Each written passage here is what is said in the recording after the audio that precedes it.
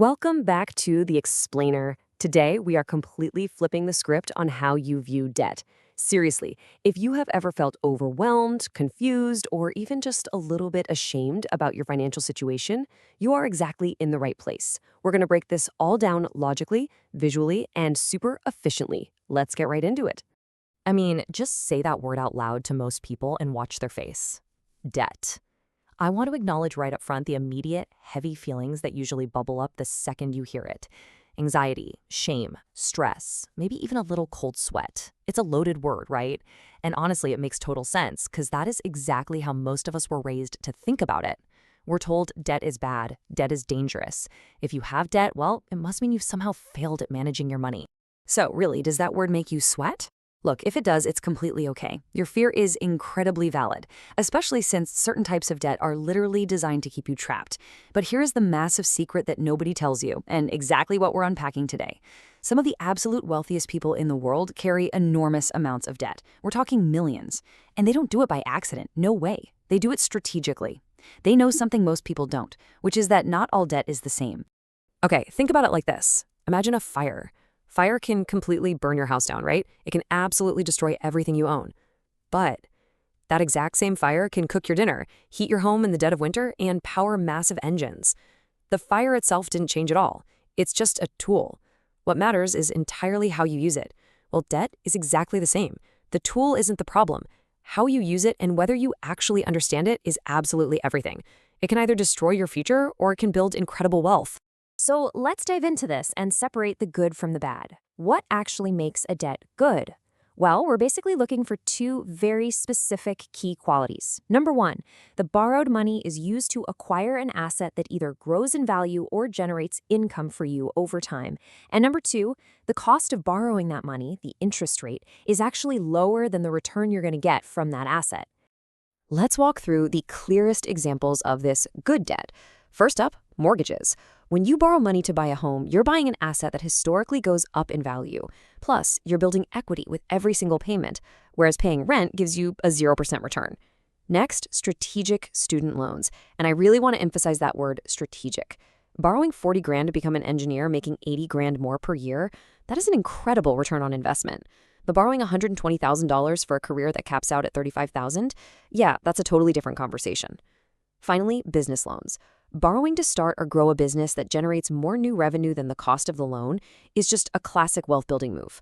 So the really crucial point here is that in all these examples, the investment is actually working for you while you pay it off. Now, unfortunately, we have to look at the dark side, the debt that genuinely deserves its terrible reputation.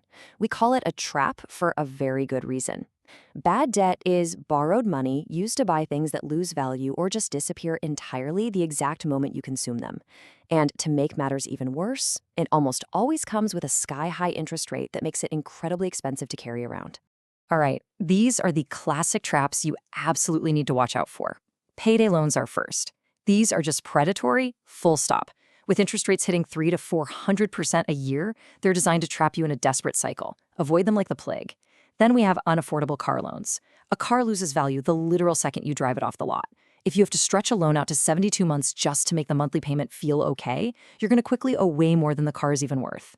Next up is buy now, pay later on non-essentials. Splitting a $200 impulse buy on shoes might feel harmless in the moment, but stack 5 of those up, and you've got these invisible obligations quietly draining your checking account. Finally, misused credit cards, which we're going to dig into more in just a second. Notice the incredibly dangerous pattern here. Your net worth is actively shrinking, but that massive bill stays exactly the same. But here's where things get really fascinating. Credit cards sit right in the middle of this entire conversation as the ultimate financial gray area. Used wrong, a credit card is hands down one of the most expensive and dangerous financial products on planet Earth. But used right, it's actually one of the absolute best. Seriously, lean in for a second because this is the absolute secret of the financially savvy. If you treat your credit card exactly like a debit card, meaning you only charge what you already have sitting in the bank, and you pay the full balance every single month without fail, you never pay a single dime in interest. And in return for doing that, you get cash back, travel points, purchase protection, the whole shebang. When you operate this way, it's free money and free perks. Literally, the bank is paying you. Just look at the contrast here. On the left, we have debit card behavior. You pay in full, you pay 0 interest, and you earn those sweet rewards. On the right, debt trap behavior. You carry a balance month to month, you spend money you do not have, and you pay a 24% or higher premium on literally everything you buy. That $500 TV could easily end up costing you $700 before you finally pay it off.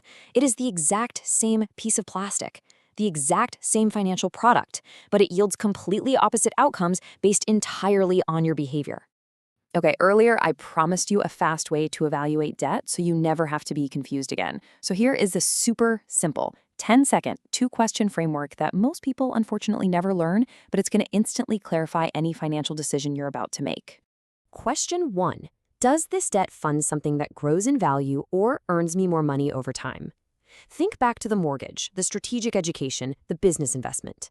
If the answer is yes, it could be good debt, and you are officially allowed to move on to the second question.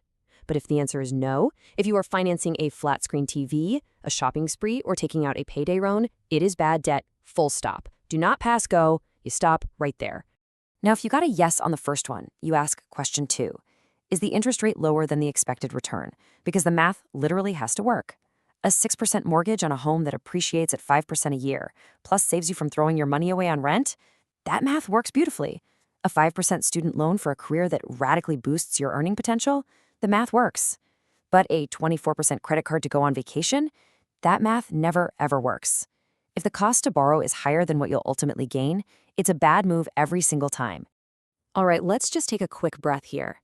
If you're watching this explainer right now and you're realizing you are already stuck in bad debt, maybe it's credit cards, maybe it's an upside-down car loan, I need you to hear this loud and clear. You are not stuck.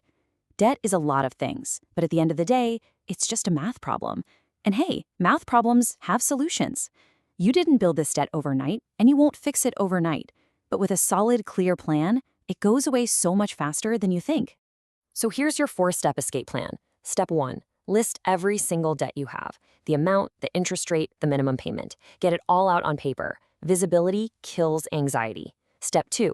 Use the avalanche method. This means you pay the minimums on everything else, but you throw every single extra dollar you can scrape together at the debt with the highest interest rate first. Mathematically, this saves you the absolute most money.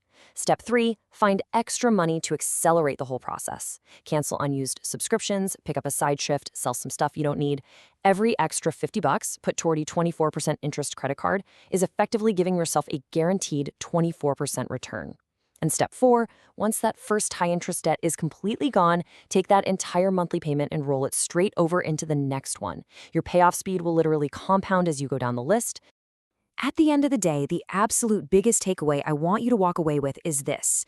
Debt itself isn't automatically the bad guy. Ignorance about debt is your enemy. Good debt is a genuinely powerful tool to build wealth. Bad debt is a trap that keeps you broke. Knowing the difference and evaluating it logically rather than emotionally is worth more to your financial future than you can possibly realize. So I want to leave you with this. What piece of debt in your own life are you looking at a little differently right now? I would love for you to drop a comment below and let us know. Actually analyzing your own situation is the very first step to mastering it. Remember, debt isn't some permanent anchor, it's a steering wheel. It's time to take control of where you're driving. And hey, if this explainer hit differently for you and helped clarify things, please share it with someone who really needs to hear that debt isn't just an automatic failure. Next time, we're diving deep into credit scores, what they actually measure, why yours might be lower than it should be, and the exact steps to raise it.